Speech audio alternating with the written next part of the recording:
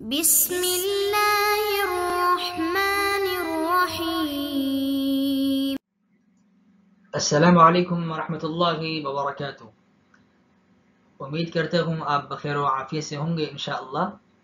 آج ہم امام نصفی رحمۃ اللہ علیہ کی عقائد نصفیہ، اس کی اہمیت اور امام تفتزانی رحمۃ اللہ علیہ نے اس کتاب میں کیا اوصاف ممتازہ پائے، ایسی خاصیات اور ایسے اوصاف، ایسے فوائد جو عقائد نصفیہ کا خاصہ ہے، وہ اوصاف ممتازہ کیا ہیں؟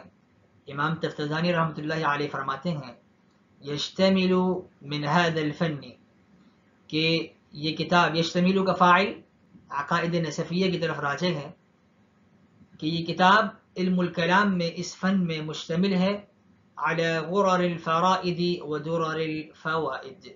اس جملے کی میں تشریح کرتا ہوں شرح میں۔ مراد یہاں پر یہ ہے کہ یکتا موتی اور عمدہ اور نفیس فائدوں پر یہ کتاب مشتمل ہے۔ فی ضمن فصول، در حالہ کہ یہ کتاب فصلوں میں پرو دی گئی ہے، سمیٹ دی گئی ہے، کہ اس کی تقسیم فصول میں ہے۔ وہ فصول کیا ہیں؟ ہی للدین قواعد و اصول، کہ وہ فصول دین کے لیے قواعد اور اصول کی مانند ہیں۔ ان فصول کی اہمیت یہ ہے کہ یہ فصول دینی اعتبار سے قواعد اور اصولوں کا درجہ رکھتی ہیں۔ وَأَثْنَاءِ نُصُوصٍ هِيَ لِلْيَقِينِ جَوَاهِرُ وَفُصُوص، کہ یہ کتاب ان نصوصوں میں پرو دی گئی ہے، ان نصوصوں میں جمع کی گئی ہے جو نصوص هِيَ لِلْيَقِينِ جَوَاهِرُ وَفُصُوص، ایسے فصوص کے ضمن میں یہ کتاب ہے جو یقین کے ہیرے اور نگینے ہیں، اس حال میں کہ مع غایت من التنقیح والتہذیب، کہ تنقیح اور تہذیب کے انتہائی درجے کے ساتھ اس کو جمع کیا گیا، ونہایت من حسن التنظیم والترتیب، اور حسن تنظیم اور ترتیب کے انتہائی درجے کے ساتھ اس کو مرتب کیا گیا ہے۔ یشتمل کا فاعل تو ہوا ضمیر اس کی طرف راجع ہے، اور ھذا الفن سے مراد علم الکلام ہے۔ غرر یہ غرتن کی جمع ہے، غرر غرتن کی جمع ہے، اور غرہ گھوڑے کی پیشانی کو کہتے ہیں، یعنی گھوڑے کی پیشانی میں وہ سفیدی جو مقدار درہم سے زیادہ ہو۔ مقدار درہم یعنی ہمارے ہاتھ کی جو ہتھیلی ہے، جو ہمارے ہاتھ کے اندرونی حصہ ہوتا ہے، اس کی ہتھیلی جو ہوتی ہے، اس کے درہم کی مقدار میں، درہم کی مقدار اس ہتھیلی کی مقدار کے برابر ہوتی ہے۔ تو گھوڑے کی پیشانی میں اگر اتنی مقدار سفیدی کی ہو تو اس کو غرہ کہا جاتا ہے، اور وہ سفید رنگ اس کی پیشانی میں اچھا لگتا ہے۔ اس نسخے میں یہاں پر غرر الفرائد و درر الفوائد لکھا گیا، جبکہ بعض نسخوں میں، شروحات میں اگر ہم غور کریں تو نبراس علامہ عبدالعزیز فرحانی رحمۃ اللہ علیہ نے غرر الفوائد و درر الفرائد لکھا ہے، یعنی فوائد کو غرر کے ساتھ اور فرائد کو درر کے ساتھ آپ نے اضافت مضاف الیہ بنایا ہے۔ تو فوائد غرر کا مضاف الیہ ہے، اور الفرائد یہ درر کا مضاف الیہ ہے، اور یہی صحیح عبارت ہے جو معنی کے لحاظ سے بھی بالکل صحیح منطبق ہوتی ہے، اور علامہ عبدالعزیز فرحانی رحمۃ اللہ علیہ نے بھی اس عبارت کو نقل کیا ہے، غرر الفرائد اور درر الفرائد، غرر الفوائد درر الفرائد۔ تو غرر کا معنی کیا ہوا کہ گھوڑے کی پیشانی کی سفیدی، اور یہاں پہ مراد کیا ہے اس سے مراد یہاں پر یہ کہ واضح اور کھلی ہوئی چیز ہے۔ اور جب ہم غرر کے لیے فوائد کو مضاف الیہ بناتے ہیں تو فوائد یہ فائدے کی جمع ہے، اور فائدہ اس علم یا اس مال کو کہتے ہیں جس کو حاصل کیا جائے۔ تو غرر الفوائد کے معنی یہ ہوئے کہ ایسے فوائد جو گھوڑے کی پیشانی کی سفیدی کے مثل ہیں، اس کی مانند ہیں۔ تو یہاں پہ ایسے فائدے کون سے ہوئے؟ علی غرر الفوائد، عمدہ اور نفیس فائدوں پر مشتمل ہے یہ کتاب۔ اور درر الفرائد، درر یہ درتن کی جمع ہے جس کے معنی موتی کے آتے ہیں، اور فرائد یہ فریدتن کی جمع ہے، یعنی وہ موتی جو سپی کے اندر، صدف وغیرہ کے اندر بنتا ہے۔ سپی کے اندر جب بارش کی بوند جاتی ہے تو وہ بند ہو جاتی ہے، اور اس کے اندر جو موتی تیار ہوتا ہے اس کو کہا جاتا ہے فرائد، یعنی یہ یکتا موتی ہے، تنہا موتی ہے، انمول موتی ہے، قیمتی موتی ہے۔ تو غرر الفرائض سے مراد وہ عجیب الشان حقائق مراد ہیں یہاں پر، جو علم کلام کے لطائف میں قوت فکریہ کے ساتھ غور و خوض کرنے کے لیے حاصل کیے جاتے ہیں. فی ضمن فصول ہی للدین قواعد و اصول. فی ضمن فصول، اس عبارت کو ہم فی ضمن جار مجرور کو متعلق کر کے ہم اس کو ہم حال بھی بنا سکتے ہیں، اور یہ غرر اور درر سے حال بن سکتا ہے کہ مشتملا فی ضمن فصول. تو ان کے لیے یہ فرائض اور یہ فوائد مشتمل ہیں فصولوں کے اندر. یہ بھی ہم اس کو حال بنا سکتے ہیں اس جملے سے، اور یہ بھی ممکن ہے کہ ہم فی ضمن فصول کو یہ یشتمل فعل کے لیے مفعول مطلق بنا دیں. اور وہ مفعول مطلق کیسے بنے گا؟ یشتمل اشتمالا حاصلا فی ضمن فصول. اب یہاں فی ضمن فصول سے مراد کیا ہے؟ ضمن کے معنی ہوتے ہیں باطن شے کے، یعنی چھپی ہوئی شے. تو یہاں فصول کے اندر ان موتیوں کو پرو دیا گیا اور چھپا دیا گیا. اور فصول آپ جانتے ہیں کہ یہ فصلون کی جمع ہے، اور فصول اس کلام تام کو بھی کہتے ہیں جو اپنی تمامیت کی وجہ سے ما قبل اور ما بعد سے متصل نہ ہو. یعنی وہ کلام خود ہی تام ہو، اس کو ما قبل اور ما بعد سے مناسبت نہ بھی ہو، ملا ہوا نہ بھی ہو، تو جو الگ سے تام کلام ہو اس کو فصول کہا جاتا ہے. ہی للدین قواعد و اصول. تو یہ پورا جملہ جو ہے یہ ہی للدین قواعد، یہ پورا یہ فصول کے لیے صفت بن جاتا ہے. تو دین سے مراد کیا ہے کہ ہوا وضع الہی یدعو اصحاب العقول الى قبول ما هو عند الرسول صلی اللہ علیہ وسلم. کہ اللہ نے جس دین کو وضع فرمایا اور اللہ نے مکلف لوگوں کو عقول سلیمہ کو دعوت دی کہ اس کو قبول کرو جو اللہ کے نبی رسول اکرم صلی اللہ علیہ وسلم کے پاس ہے.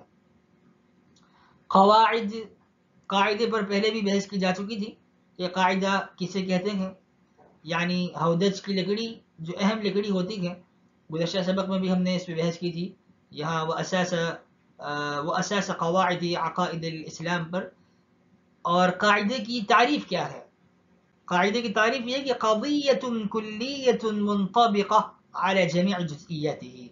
یعنی وہ کلی قضیہ ہے جو تمام جزئیات پر مشتمل ہو اور ان پر منطبق ہوتا چلا جائے، جو جزئیات کو شامل ہو. اصول یہ اصل کی جمع ہے، اور اصول کے معنی ہوتے ہیں ما یبتنى علیہ غیرہ، جس پر غیر کی بنیاد رکھی جاتی ہے. تو اصولوں پر ایک ڈھانچہ، ایک عمارت، ایک تعمیر کھڑی کی جاتی ہے. ہر جگہ کے ہر ادارے کے اصول ہوتے ہیں. تو ما یبتنى علیہ غیرہ اس سے مراد اصول ہیں، اور یہاں پر اصول سے مراد وہی قواعد کلیہ ہی ہیں. دین کے قواعد کلیہ مراد ہیں یہاں پر. وَأَثْنَاءِ نُصُوص، یہ بھی فی ضمن فصول پر اس کا عطف ہو رہا ہے. وَأَثْنَاءِ نُصُوصٍ مراد کیا ہے؟ اسنا کہتے ہیں درمیان کو، یعنی نصوص کے درمیان یہ فوائد جمع ہیں اور پھیلا دیے گئے ہیں.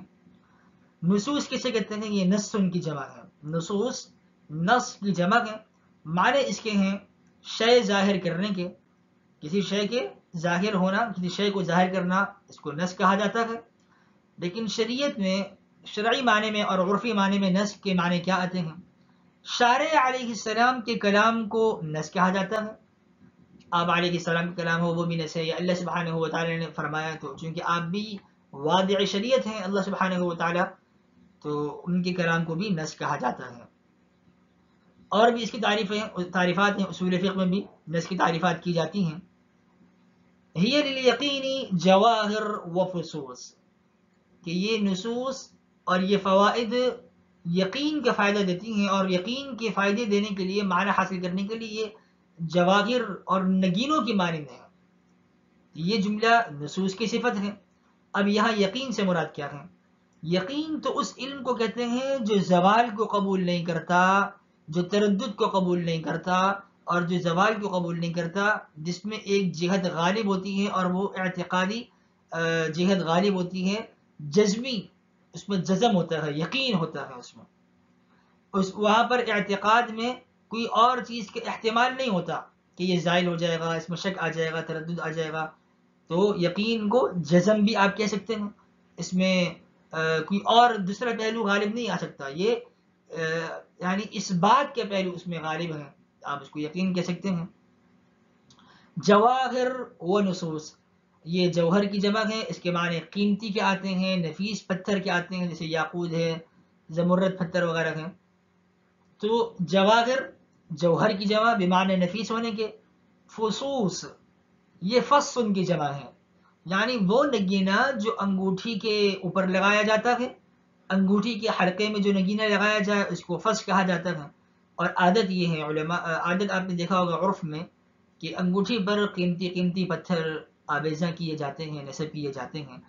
تو نگینہ نفیس اور قیمتی قسم کا نگینہ جو انگوٹھی میں نصب کیا جائے، تو یہاں پر بھی مراد جواہر سے بھی اور فصوص سے بھی عمدہ اور نفیس ہونے کے ہیں۔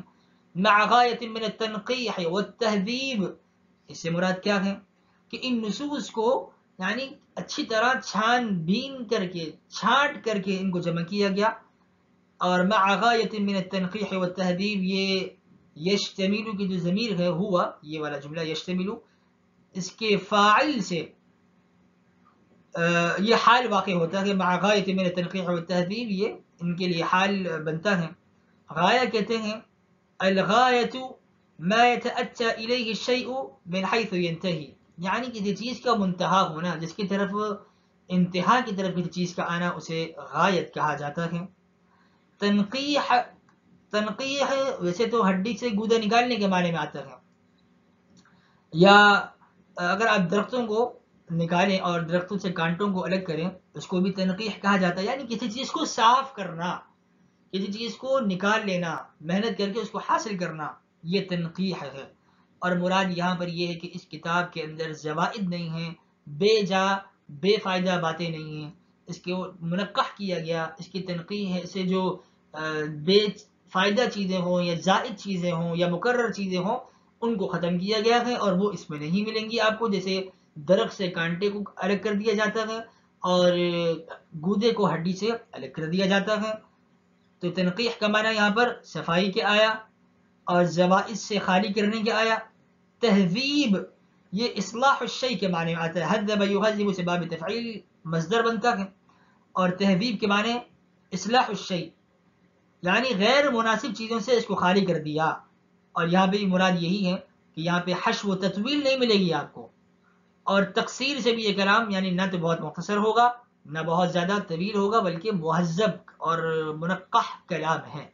وَنِهَایَةٍ مِّنْ حُسْنِ التَّنظِیمِ وَالتَّرْتِیبِ، یعنی یہ بہت ہی منظم انداز سے اس کو جمع کیا گیا، مرتب منسق انداز سے، یعنی بے ربط باتیں نہیں ملیں گی، بلکہ ساری عبارت ساری کتاب آپ کو ترتیب وار مرتب ملے گی۔ تنظیم کے معنی موتیوں کا لڑی میں پرونا، اور اصطلاح میں تنظیم کہتے ہیں یعنی مراد کے ظاہر کرنے کے لیے الفاظ فصیحہ کو استعمال کرنا، یہ بھی تنظیم کہلاتا ہے۔ ترتیب کی تعریف مشہور ہے، آپ جانتے ہیں کہ وضع کل شیء فی مرتبتی، ہر چیز کو اس کی جگہ پر رکھنا یہ ترتیب کہلاتی ہے۔ اور یہاں پر مراد یہ ہے کہ وضع اشیاء مخصوصة بحيث يقع كل واحد منها في المقام اللائق به، یعنی ہر چیز کو اس کے مرتب جگہ پر رکھ دیا۔ الہیات کی بحث پہلے آنی چاہیے، تو پہلے اللہ سبحانہ وتعالی کی ابحاث آئیں گی، آپ کی ذات اور صفات سے بحث ہوں گی، اور بعد میں پھر اور دیگر ابحاث آئیں گی۔ تو جس چیز کو عقل مقتضاء عقل کے مطابق جو چیز جہاں ہونی چاہیے ماتن کی کتاب کو آپ ایسے ہی پائیں گے، اور اس فن کے جتنے بھی علم الکلام کے مسائل ہیں وہ سارے مقبول اور علماء اور عقلاء کے نزدیک مستحسن ہیں، کیونکہ وہ ان فوائد پر مشتمل ہیں۔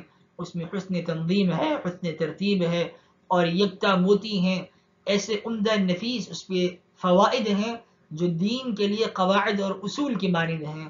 آج کے سبق میں ہم نے عقائد نصفیہ کا جائزہ اس طور پہ لیا کہ اس میں ہم کس انداز سے ان فوائد سے مستفید ہو سکتے ہیں۔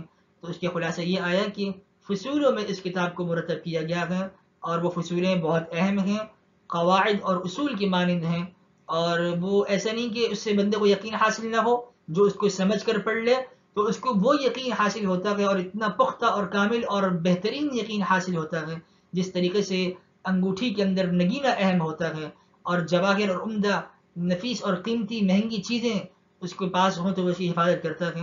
اسی طریقے سے ہمارا یقین بھی اتنا ہی اہم ہے، اور یہ یقین اس ترتیب پر اس کو پھیلایا گیا کتاب کے اندر کہ وہ زوائد سے بھی پاک ہے، منقح بھی ہے، اور تہذیب بھی ہے، اس کی اصلاح بھی کی گئی ہے، اس میں حشو و تطویل بھی نہیں ہے اور بہت زیادہ تقصیر بھی نہیں ہے، اور منظم اور مرتب انداز سے اس کتاب کو جمع کیا گیا ہے۔